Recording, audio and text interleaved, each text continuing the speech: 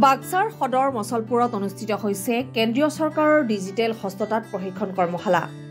বাক্সা জিলা আয়ুক্ত আৰু কেন্দ্ৰীয় চৰকাৰৰ ইলেক্ট্ৰনিক্স আৰু তথ্য প্ৰযুক্তি মন্ত্ৰালয়ৰ বিষয়ববীয়াই পৰিদৰ্শন কৰে প্ৰশিক্ষণ কেন্দ্ৰ।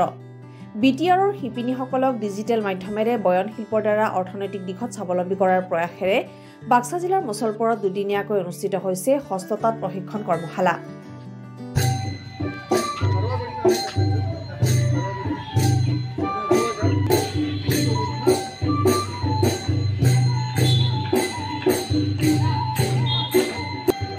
মুছলপুৰস্থিত হস্ততাঁত বস্ত্ৰশিল্প বিভাগৰ প্ৰশিক্ষণ কেন্দ্ৰৰ সভাকক্ষত শিপিনীৰ জীৱিকাৰ অৰ্থে তথ্য আৰু যোগাযোগ প্ৰযুক্তি সঁজুলিৰ প্ৰয়োগ শীৰ্ষক কৰ্মশালাত আজি উপস্থিত থাকে বাক্সা জিলা আয়ুক্ত গৌতম দাস আৰু কেন্দ্ৰীয় চৰকাৰৰ ইলেক্ট্ৰনিক্স আৰু তথ্য প্ৰযুক্তি মন্ত্ৰালয়ৰ কেইবাগৰাকীও বিষয়ববীয়া। কেন্দ্ৰীয় চৰকাৰৰ ইলেক্ট্ৰনিক্স আৰু তথ্য প্ৰযুক্তি মন্ত্ৰালয়ৰ সহযোগত আৰু চিডেক কলকাতা তথা অসম চৰকাৰৰ হস্ততাঁত আৰু বস্ত্ৰশিল্প বিভাগৰ উদ্যোগত আয়োজিত হৈছে এই কৰ্মশালা। থলুৱা শিপিনীসকলক আগবঢ়াই নিয়াৰ বাবেও চেষ্টা অব্যাহত ৰাখিছে বুলি মন্তব্য জিলা আয়ুক্ত গৌতম দাসৰ।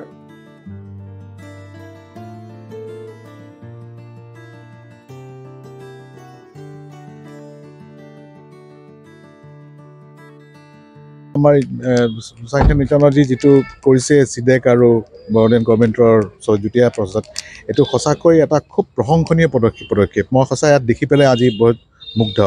মই ভাবা নাছিলোঁ যে এনেকুৱা এটা যে এটা ট্ৰেইনিং ইনষ্টিটিউট আৰু য'ত ডিজাইনৰ আছে ইয়াত যে আমাৰ ইয়াত পাম। আৰু এইখিনি মই ভাবোঁ যে আমাৰ ইয়াত যিখিনি শিপিনীসকল আছে তেওঁলোক অত্যন্ত লাভদায়ক হ'ব।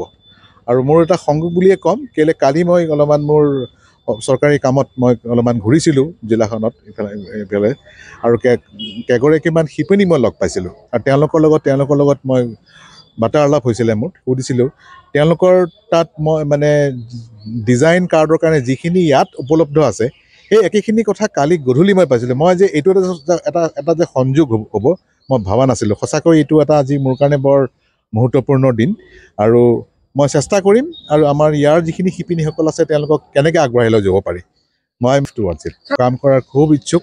আৰু খালি আমাক কি তেওঁলোকক এটা ভাল দিশত আমি লৈ যাব লাগে। আমি চেষ্টা কৰি আছোঁ, যিমান পাৰে আমি চাই আছোঁ তেওঁলোকক অভাৱ অভিযোগটো কি, তেওঁলোকক কোনফালে নিলে আমাৰ সুবিধা হয় আৰু শিপিনীখিনিক আমি কেনেকৈ বিশ্বৰ দৰবাৰত তেওঁলোকক প্ৰতিষ্ঠা কৰিব পাৰোঁ আমি সেই চিন্তাৰে আমি আগবঢ়াই নিম। হেণ্ডটো এতিয়া চবতকৈ ডাঙৰ ইণ্ডাষ্ট্ৰি বুলি ক'বলৈ হেণ্ডলুম ইণ্ডাষ্ট্ৰি। আৰু আজিকালি আমাৰ যদি মানুহবিলাকৰ চবৰে টেষ্ট বদলি হৈছে, চবৰে নিজৰ তেওঁলোকৰ আকাংক্ষাবিলাক বেলেগ হৈছে। আমি তেওঁলোকৰ যদি নিডটো বা টেষ্টটো যদি পূৰণ কৰিব পাৰোঁ আমি ভাবোঁ যে আমি আৰু আগবাঢ়ি যাম।